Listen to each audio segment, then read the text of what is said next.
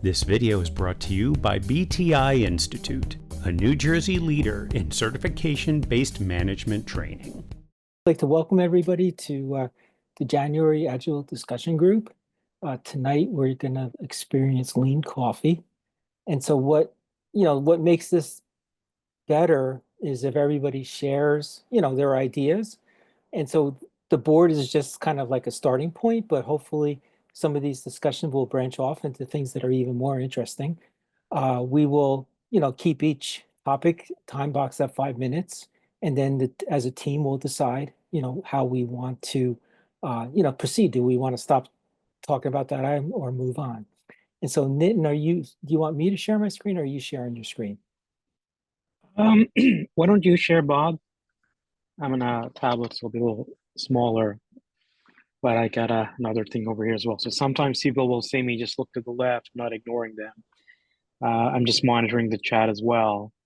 And just to supplement what you said, and for everybody here, there isn't any set agenda in lean coffees. It really is what is happening at the moment of time, what is of interest. And sometimes we do what's called a silent writing exercise. If you're in person in a conference room, give everybody some sticky notes, give them some time, maybe 5 minutes to write some things.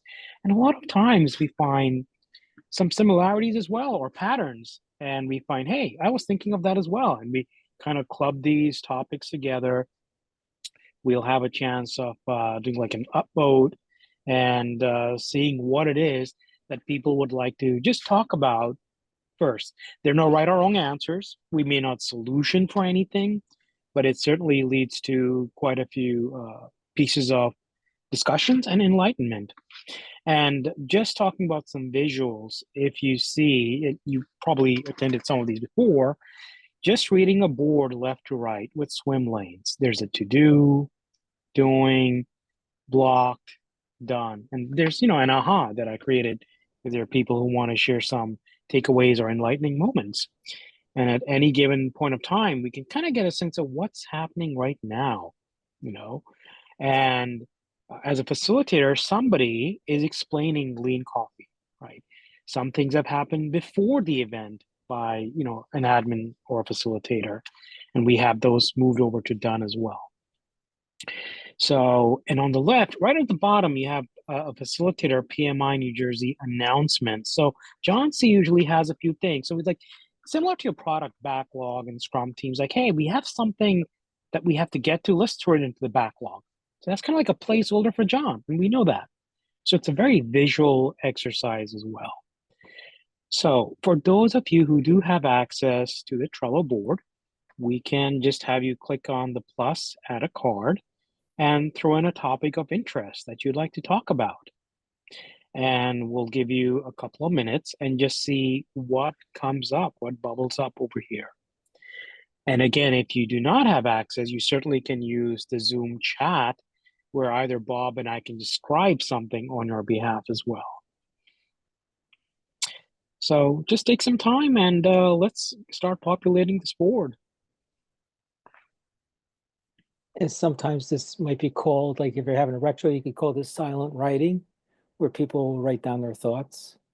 And so what would normally happen is people would be sitting at the table. Wow, those days. And they'd be writing their thoughts on Post-it notes. And then basically when the time was up, they would stand up and place the Post-it notes on the board. So let's kind of envision that we're doing that.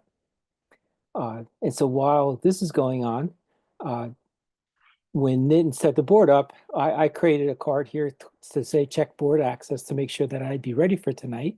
So I'm going to say this one's done. And then Nitin, you explained lean coffee. Was there anything else you wanted to cover? No, that we've explained that. I think that's a done. Invitation link that was sent out. Yeah, we put that in the chat. And we socialized the Trello board. Okay. We put that in the chat as well. And if people still ask, we can do a quick copy and paste as well. Okay. And so far we have looks like we have 3 cards here. Mm-hmm.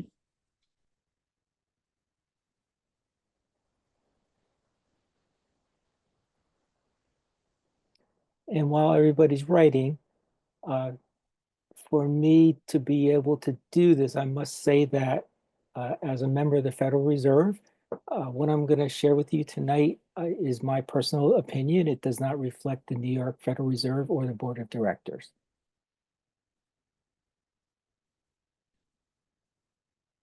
Understood, Bob. Acknowledge. And I've actually taken that. Actually now when I do an Agile presentation, a lot of times I'll put a comment like that saying that, this is Bob's opinion instead of just showing a slide. And so it's, and basically people caught on to it and they were starting to see it. They were going, hey, I like Bob's opinion. That's pretty good stuff. But anyway, it's something good to do to let people know that you're not representing your company when you say something, or if you are, you should say if you're representing your company. And I see people have started voting.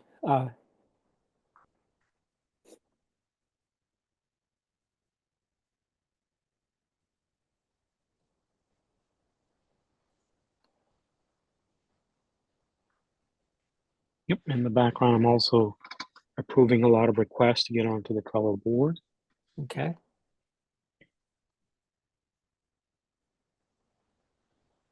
So people are one step ahead of us. This is very good.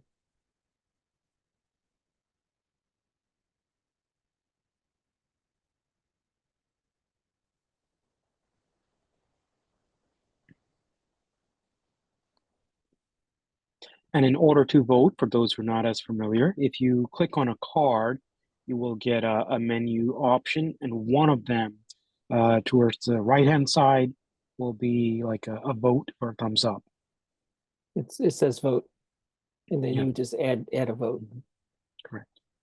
And there's integrity in our elections. You're only allowed to vote on one card once.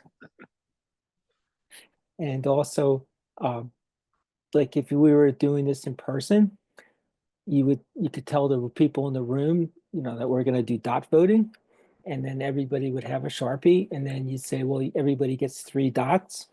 And then what they would do is walk up to the board and put a dot on the items they want to talk about.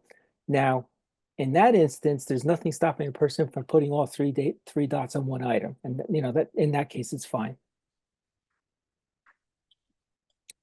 So it looks like we're getting some stuff in here. And I'm going to move this one to the very top so we don't forget to do it at the end. So far we have 4 votes on this one. Should we give more time for writing, Nitin? Let's take a look. I think people can continue to write in the background. That's fine.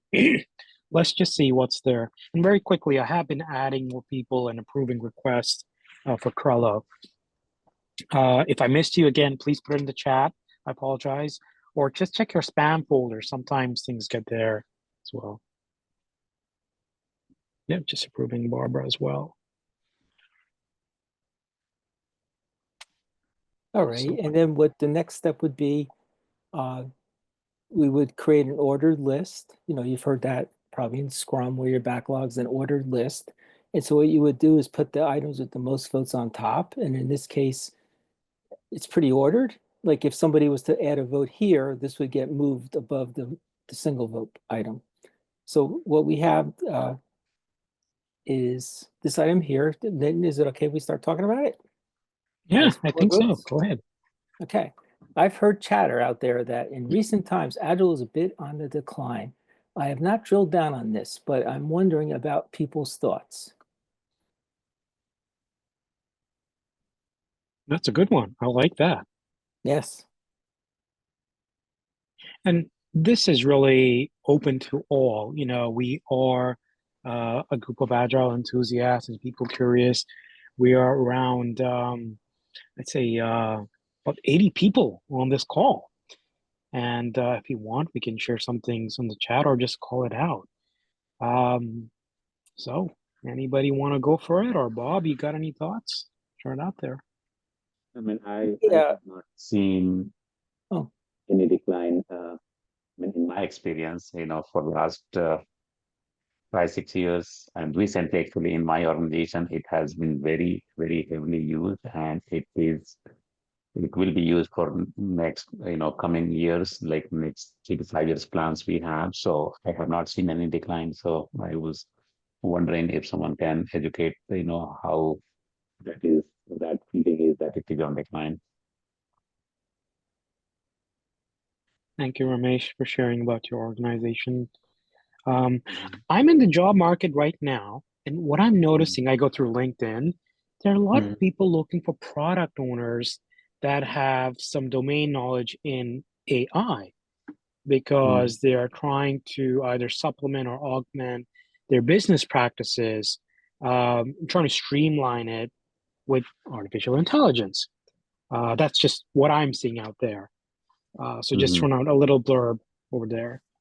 Anybody else? Other thoughts, opinions? I was at the Agile conference in July, and this was a big topic.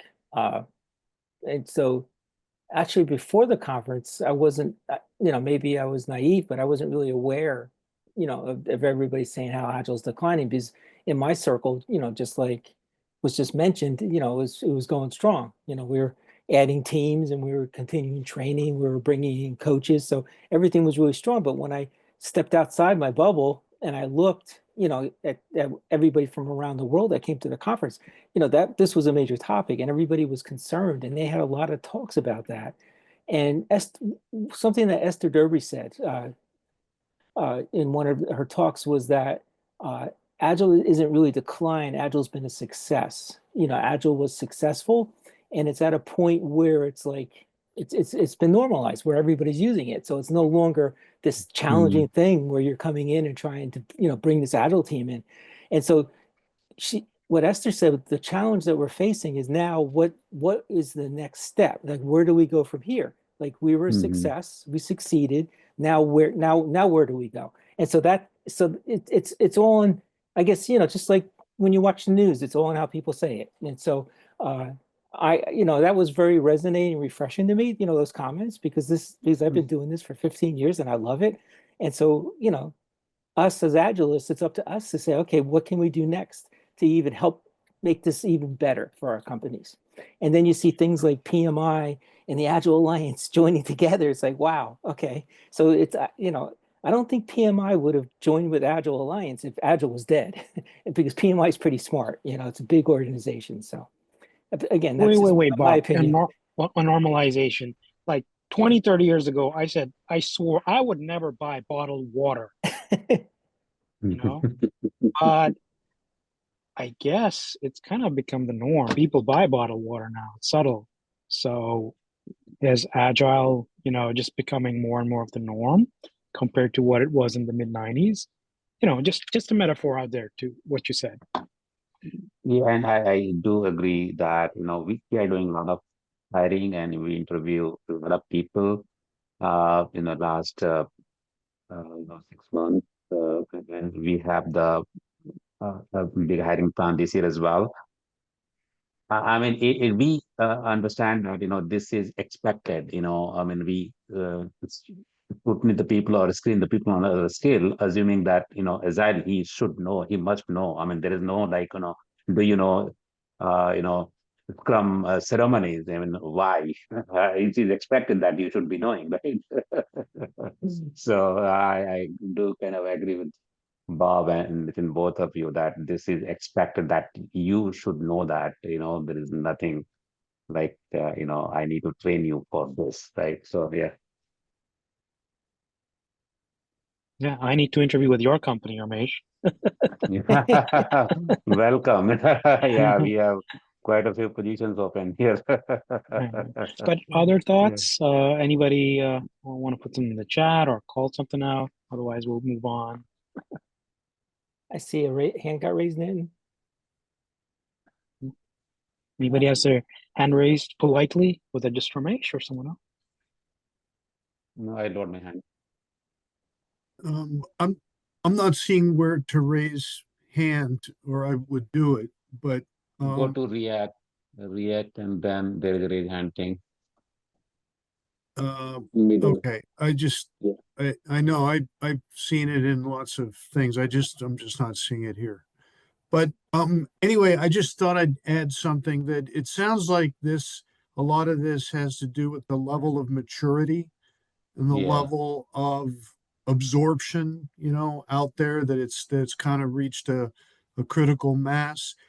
And it's interesting. I had a conversation with an agile safe trainer a couple of weeks ago, and he told me that uh, in his training, it used to be that lots of the people that were being trained were people that were going to be consultants, and kind of practitioners outside of companies, that were going to go help companies. And he said more recently, the students coming in and taking the safe training were people within the companies that they're actually internalizing it because they're beyond needing as much of the outside help as they needed before, and they're bringing it all internal. But he's seeing a lot of demand for the training, but it's a different Mm. makeup of the students. That would seem to indicate that maturity, support that maturity idea. Yeah, Thank you, John. plus you keep the skills in house, right? That's made, that, you think about lean, you want to, build skills from within. It all just makes sense.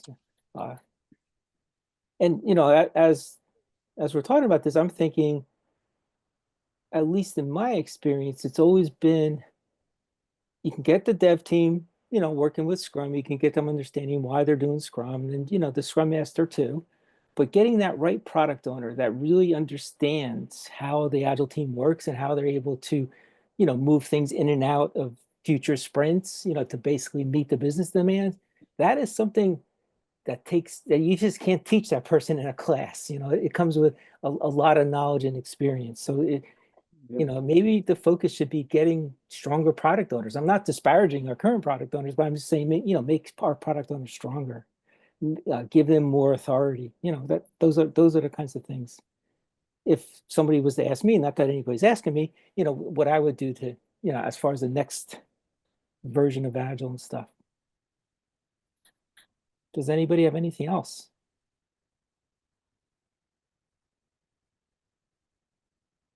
So should we move Yeah, on, Nitin? yeah, I think so. I All think that right. we really had a good 5 minutes there. Not that we were counting, right? I'm hoping you are. Okay. Okay, I gotta put a stopwatch on here when we All move to the right. next card. All right. So what I'm going to do is I'm going to do a sort by the most votes, and we have 2 on this. So I'm going to move this one over. What are the different certifications to consider for Agile practitioners? This is interesting because Nitin and I were talking about doing a course on this, doing an ADG session on this very topic.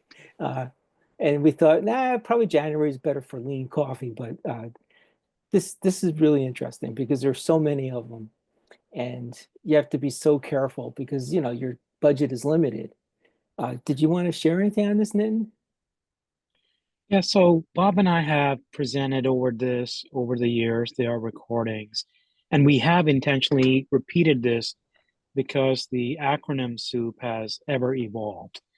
My initial thoughts are if you are venturing into this, start small, assume you are working with one team or maybe two, and you need something like either a Scrum Master certificate or Product Owner certificate. Um, Typically, we look at either Scrum Alliance or Scrum.org because they were founded by the signatories of the Agile Manifesto. Scrum Inc. came a little later through Dr. Geoff Sutherland. So you should just understand the history and the evolution as well, right? With time passing and agility becoming more comfortable or disruptive, and as we just said a few minutes ago, maybe normalizing, people started wondering, how do we scale? And then we get into different flavors of scale. That's where you get SAFe, you get less, you get Nexus through Scrum.org, or you have certified less practitioners through less.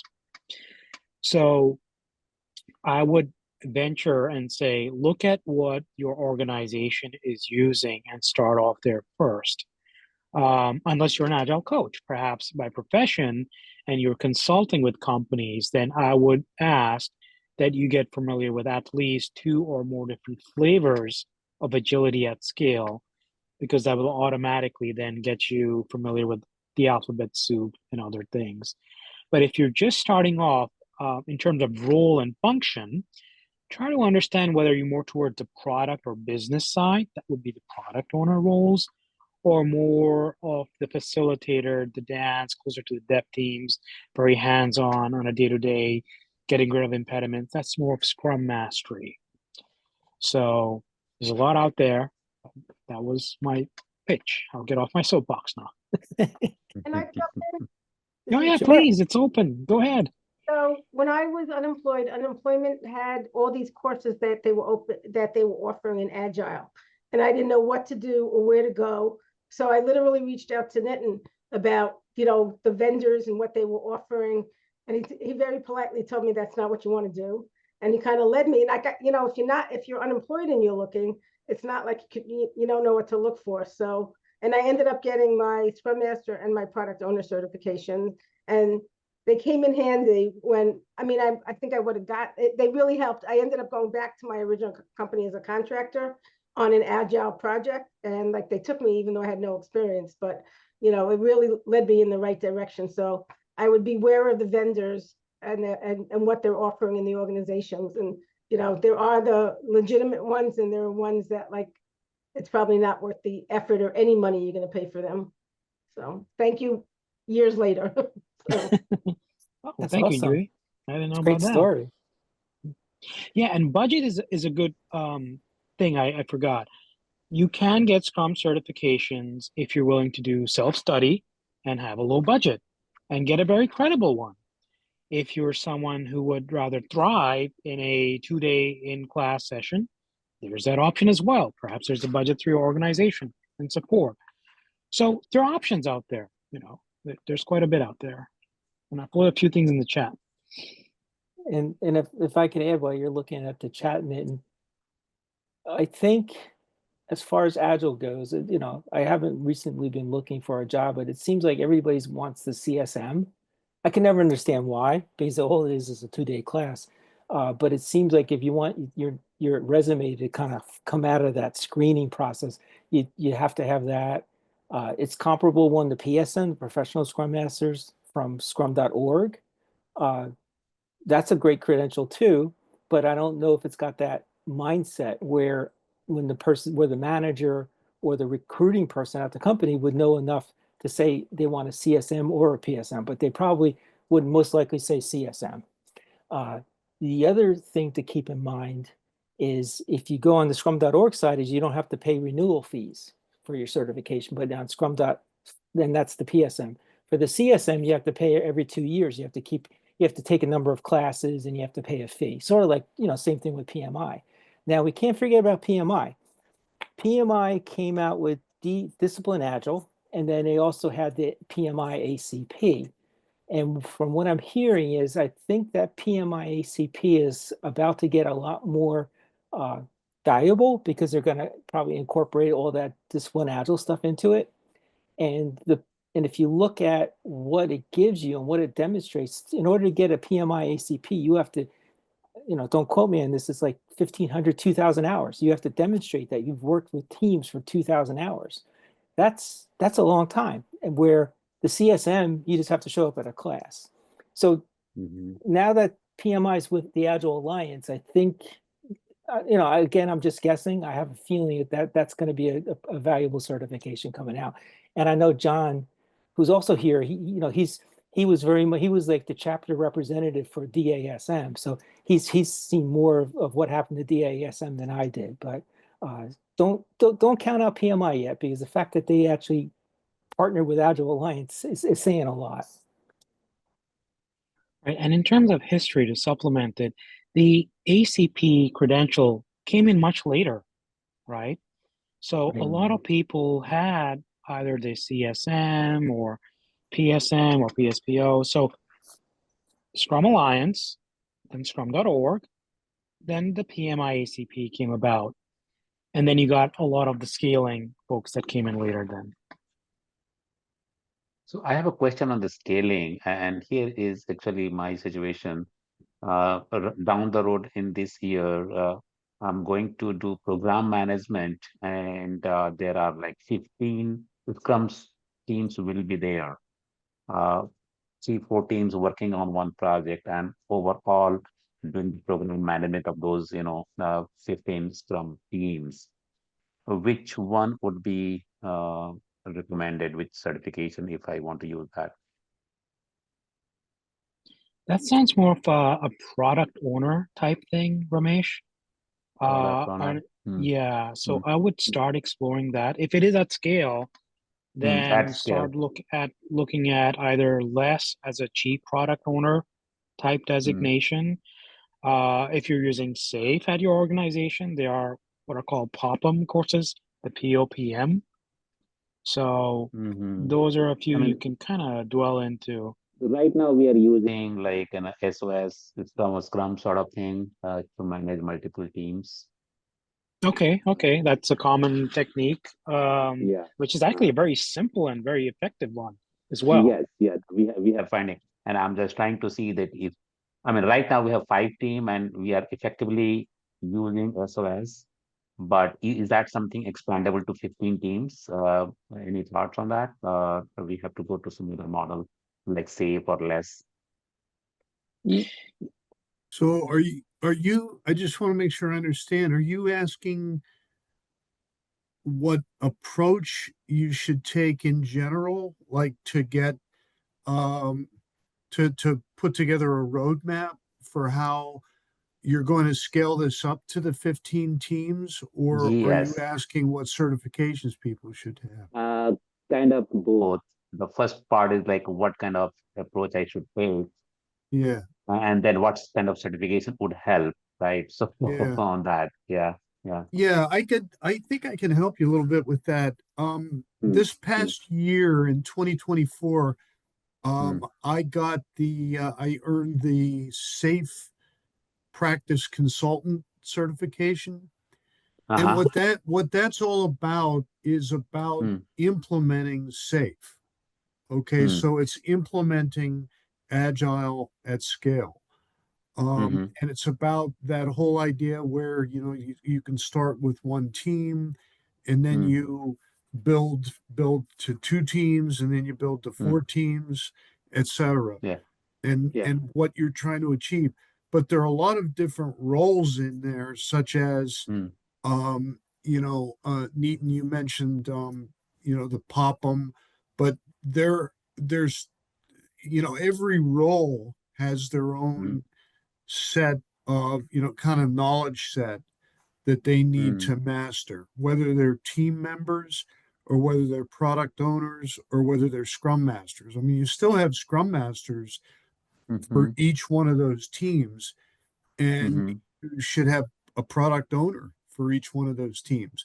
But then you also have roles at higher levels, you know, like product management roles that cut across the Scrum mm. teams, Yeah. you Mhm, know, cut mhm. across the whole thing. So there are a lot of different roles there. I don't think it's just any one training Right. that's Mhm, gonna it depends on the individuals. You almost need a roster of individuals and set mhm. up training for each Yeah. group based on Yeah, actually, skills. I'm glad that we are moving in the right direction. We do have plan for product owner for each and every team and a sort of consultant across the 15 team. So yeah, probably we can take it offline. I think Yeah, the agenda was yeah. different Okay, certification. Sorry about that. But that's really helpful, John. okay, Yeah, no sure. worries, no worries. That was great, John, by the way. And Ramesh, very quickly, anybody listening, if you Mm, are a PMI New Jersey member, you have free access to the archives. You can actually go back a little bit in time to see what Bob and I spoke about in certifications and approaches as well. So we can do that as well. Should we call this a done? Go on to the I next just one? I'd like to add one more thing. Sure. We y- before you jump into scaling, you should get Scrum right.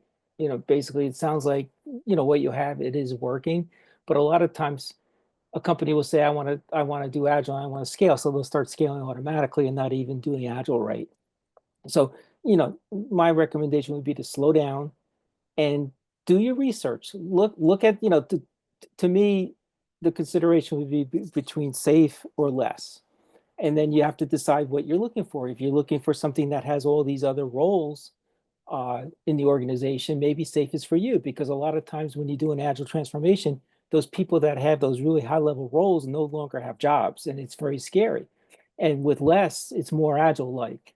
And I don't know the URL for safe, but for less, it's pretty easy. It's less.works.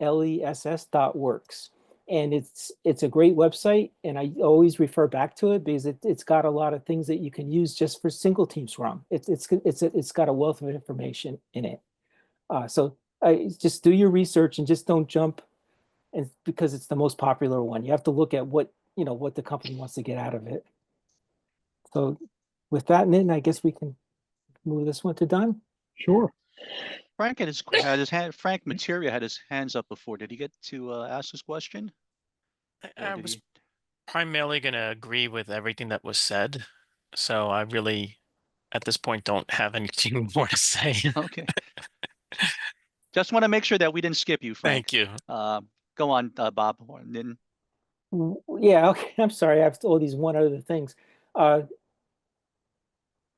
Nitin said it, but I'm not sure if it resonated. But you should look at what your company. If you're working at a company, get training in that particular model. Like I wouldn't go out and get trained on less. I wouldn't get out and get trained on safe. I wouldn't get trained on Scrum at scale, because what will happen is you'll have all this training and then you'll get a job and you might not use any of them. And so then basically that knowledge ends up getting old and getting lost. So, it's good to have the knowledge, but I don't know if you need to be certified. This is my opinion.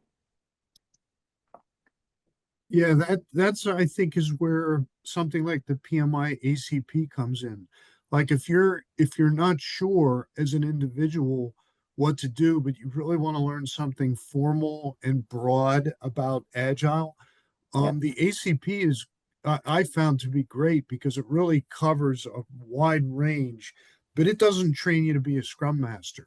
It doesn't train you to be a product owner, but it gives you an idea of what people in those roles do, and it gives you an idea of the different types of methodologies and where they fit. So it gives you kind of that broad background.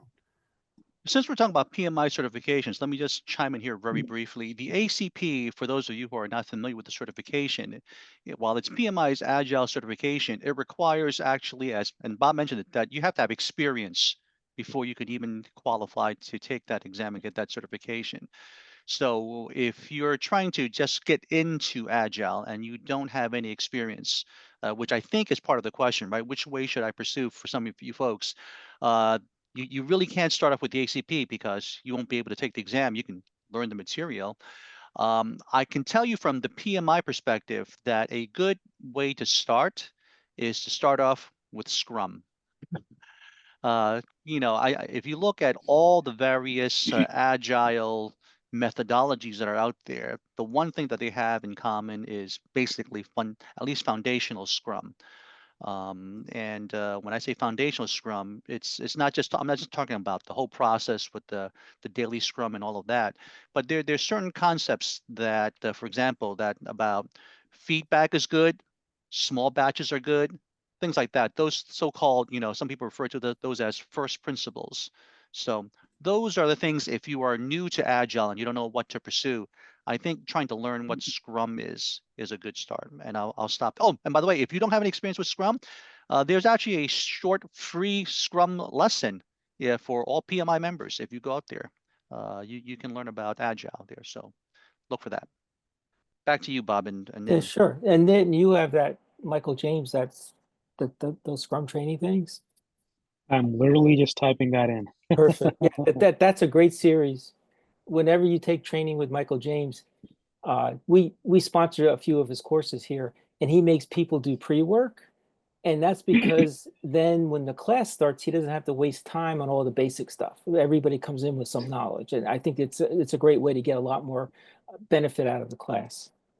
And this training series that he has, everybody has to take it, everybody has to pass it. So it's pretty good. So with that, I'm going to move this to done.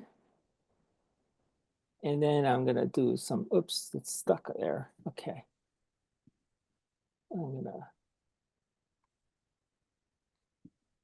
Okay, we got 6 votes on this. Okay, so let's move this one up. How does everyone handle agile and waterfall process? This is very interesting. Yes, indeed. Practical. Yeah, it is in the day-to-day life. Well, give us more context. Someone who put this in, what are they experiencing? Are they trying to experiment with agility? Or do you have some teams that are already doing it? And you have some people doing traditional waterfall. It could be an organization is just experimenting with it and doing an initial adoption and trying to test the waters, or they're like, some people are very regimented. It's no, we just have to do this in a certain way. So they're different answers, depending on how things are.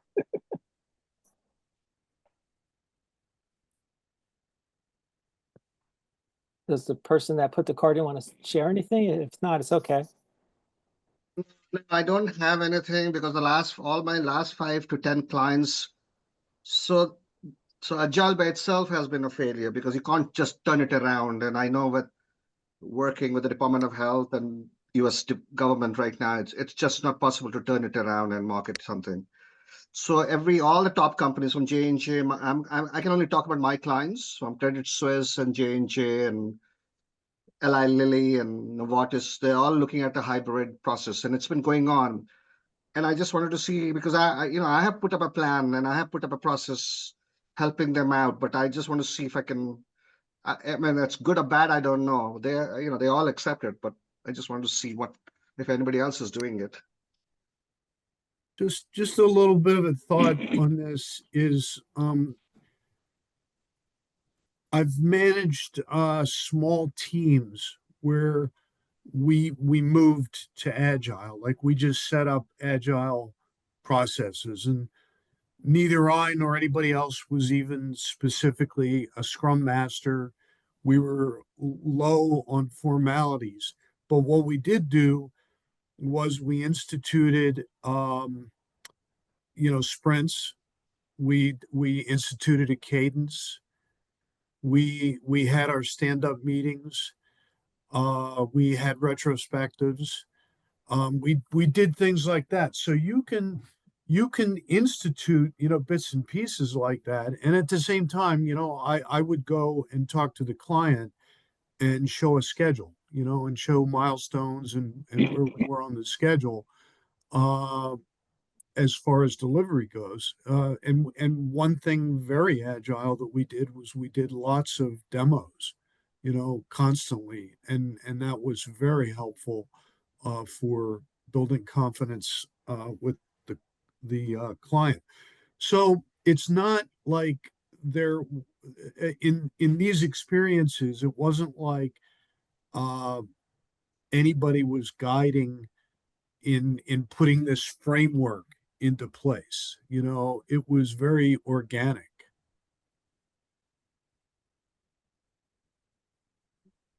Ooh, that excites me, John, when you say organic. Yeah, that sounds agile to me. Wow, pretty cool. Yeah, Right. Yeah. There were definitely pieces of agile, but there were pieces of waterfall that we used also. And I've seen it many times. People argue about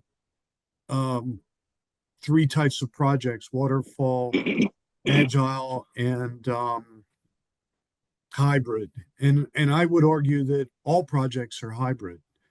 That every project brings elements of each in there in one way or another at some point, as try as somebody might to have it be pure one way. No, Yeah, if I could, Novartis, so big companies like Novartis, they actually have they've signed up with a couple of companies and they have a comprehensive training facilities. I actually went for the training. So I did, based on the training, I put up a plan because they provide the whole framework.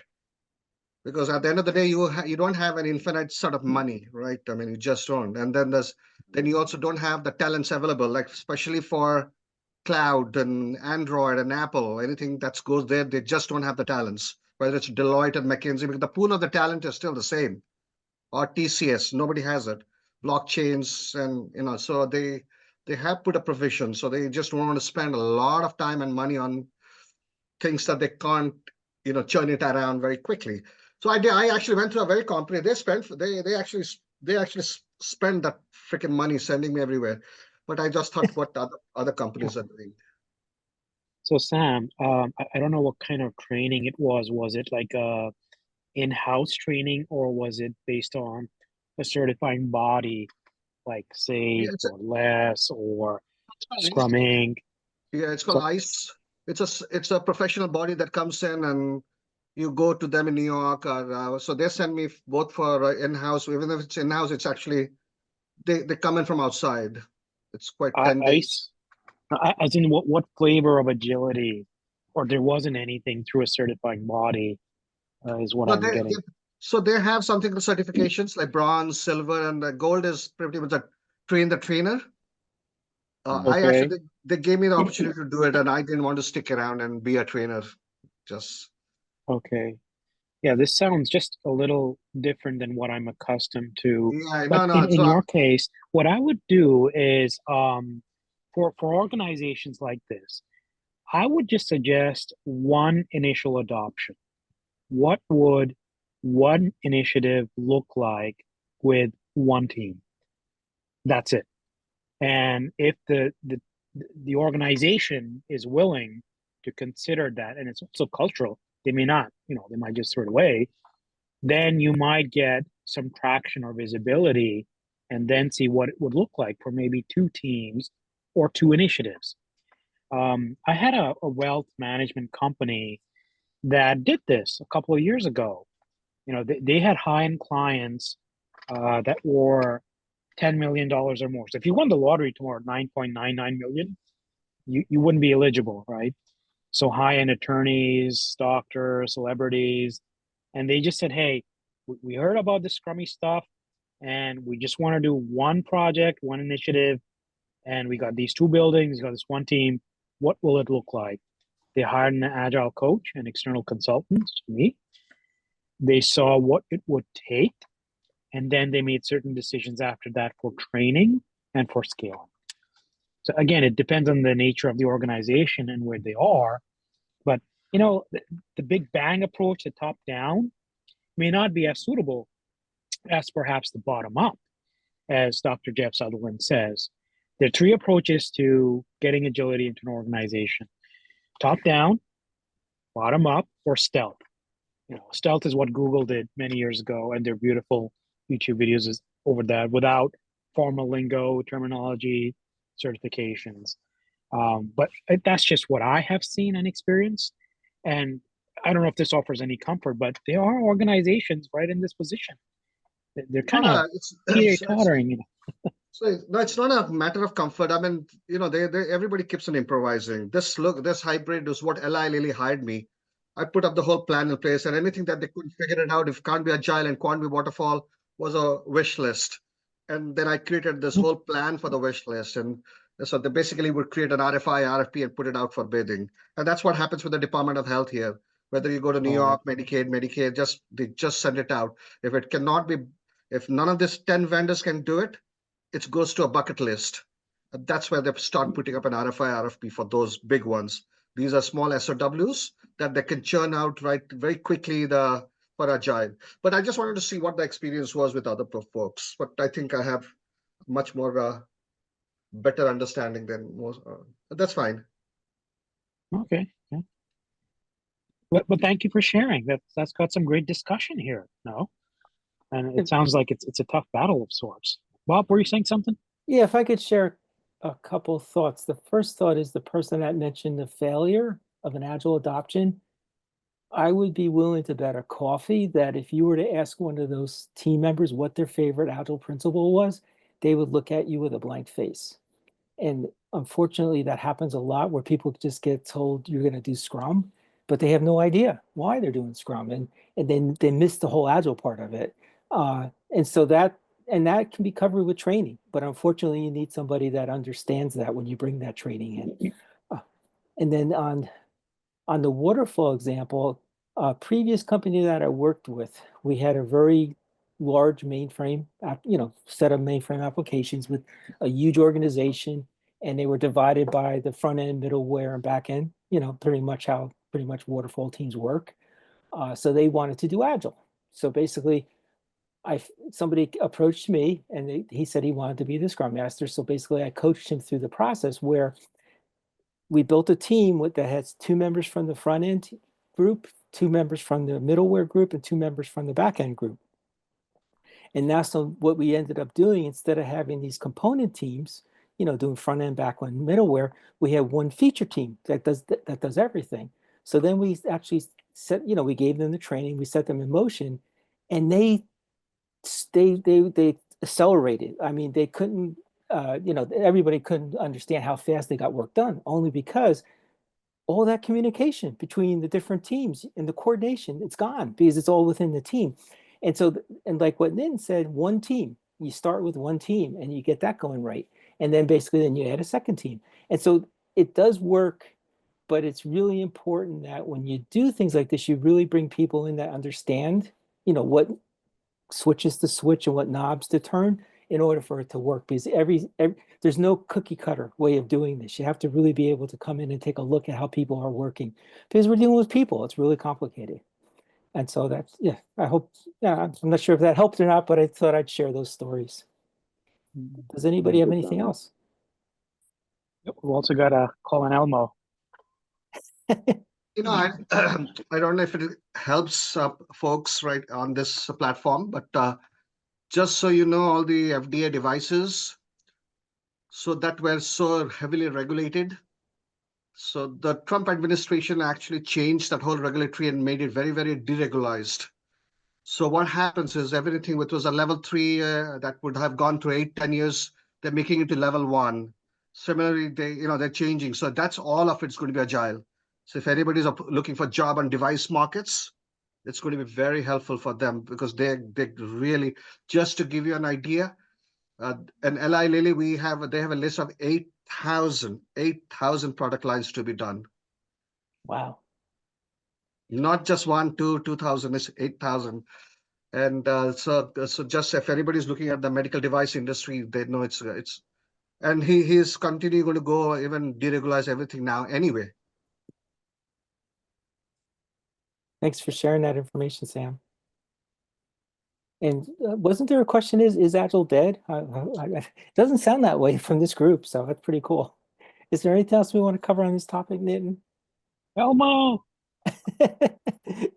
We've been Elmo'd, okay. Yeah, okay. And I put that in the chat in case people are wondering what that is. Oh, let's do it. All right, so we have some ties here. Between these two, we have, we want to end with 5. We have about 6 minutes, so we have time for one more. So should we go with the one on top about retrospectives, or Jira and Confluence? So what's everybody's thought? Or should we just take the one that's on top? Take a new one. On top? Okay. All right, so what are some thoughts with keeping sprint retrospectives interesting in the Scrum team?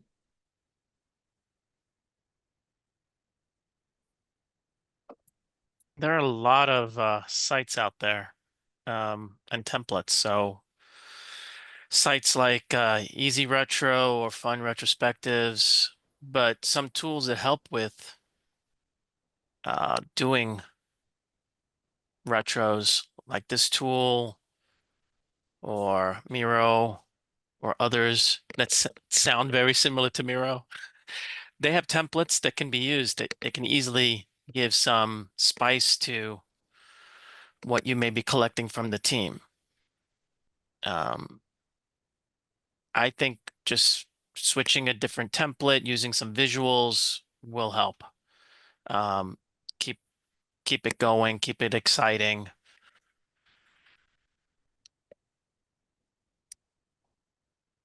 Thanks for sharing that. So certainly games. Yeah. If you are with a team that is more visual in nature, or a team that is more shy in speaking, they might enjoy some games if you have space in a room. It's called a constellation, where you're drawing, if you could picture a sun with rays coming out, the center of it would be the core with the weight. And as you go further and further, it's less weight, or vice versa. And you could simply say, hey, on a scale of 1 to 10, how do you feel about the last 2 weeks? And if people were happy and they came together as a team, then they'd all move close to the center of the circle. And you're not asking people to speak or say anything beyond that. You certainly could debrief. If you could say, hey, on a scale of 1 to 10, do we feel we had more distraction or less distractions over the last 2 weeks? And if people scattered all over crazy across the room, that's a nice visual. And you can interpret or get a pulse check on things. This would, of course, work more through in person. And if people are more shy in speaking, amongst other things, and people be like, man, we keep talking to each other every day. Why we got to do this, right? Retrospective, I don't feel like speaking, but I can move, right? And that body movement will communicate something to your team members. So that's just one example of one team and one visual. Anybody else got ideas? Yeah, you can look these up on Amazon, but it's called Rory, RORYS, Rory Story Cubes, where basically they're cubes that have images on them, and you could pick different themes like, mystical or storybook, that kind of thing. And what you do is you roll the cubes out, and then each person on the team picks up a cube. And on the board, what you do is frame out the beginning, middle, and end of the sprint. And so the first person that gets the image, draws it on the board, and then says why they chose this image, with a few bullets and stuff like this. And then what makes it really fun is people get to, laugh about everybody's artwork and their interpretation of the artwork. And it gets people really engaged because everybody's nervous about drawing. Like, I'm not the best drawer. A person, don't give me a pen. But it just makes it fun because then at the end, you have a picture of what happened in the sprint. It's like, this has happened in the beginning, this happened in the middle, this happened in the end. And then you can start going in and zeroing in, like, where did we find, what impediments hit us? Where did they hit us? How can we avoid them in the future? It's a really fun retrospective. And unfortunately, you have to do it in a face-to-face environment because it doesn't really work well remotely. But when you're all together as a team, that's the best. And then that's called Rory Story Cubes. And then the last thing I'd like to share is when the most important thing in order for the team to trust you, if you're the Scrum Master, is to make sure you collect the actionable items, right, that they come up with. And I've worked with teams in the past where they come up with actionable items and they get dropped and forgotten. So what I do is I take the list of actionable items and carry them to the next retrospective. And so then now at the next retrospective, I say, we have these actionable items and these more that we added. How are we doing on these items? Are they done or not? And should we continue doing them? And then that shows the team that they're being listened to, because those actionable items will keep on following each retrospective until they're done. Because that's what makes it really valuable, because you want to get those, you want to get those improvements. You want to get ways where the team sees how to improve. Then, did you have anything else? No, I just put a few things in the chat. All great ideas, and I'm sure others have also got some things to keep people engaged. So, just riding on what Bob said, you mentioned you take those external items and put it to the next retro. What we do actually after the retro is done, all the actionable items, we create a ticket. Oh, that's and cool. we track that and assign owners with expected outcome. That way, it we track that to the finish line. So that's right. So those, That's taking it to the next level. That's awesome. those Yes, are both Judy?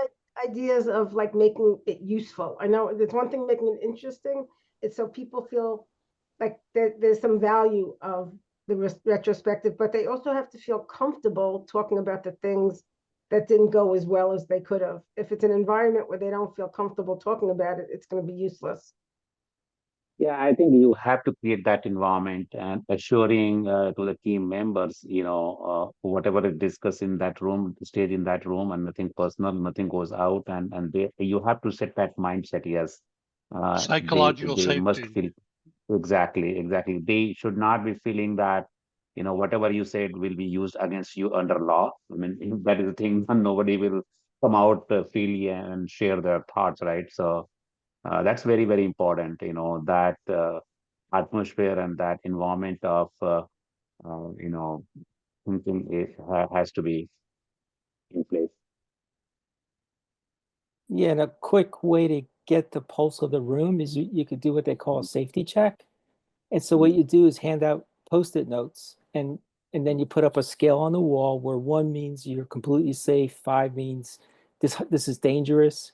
And basically the comments in between, like, they feel their comments won't be listened to, they feel their comments will be addressed and stuff like this. And then basically you have everybody put that 1 through 5 and then fold up the little Post-it note, put it in the box. And then that way, and then basically you collect them all, then you bring them all out, and then you kind of affinity group them. Like we have like 2 1s, 2 3s, 3 5s, and then you basically talk about it, like what's making this environment not feel safe. It people might not say anything, but at least you're letting everybody in the team see how everybody else feels, and they're not divulging who's making these votes and stuff.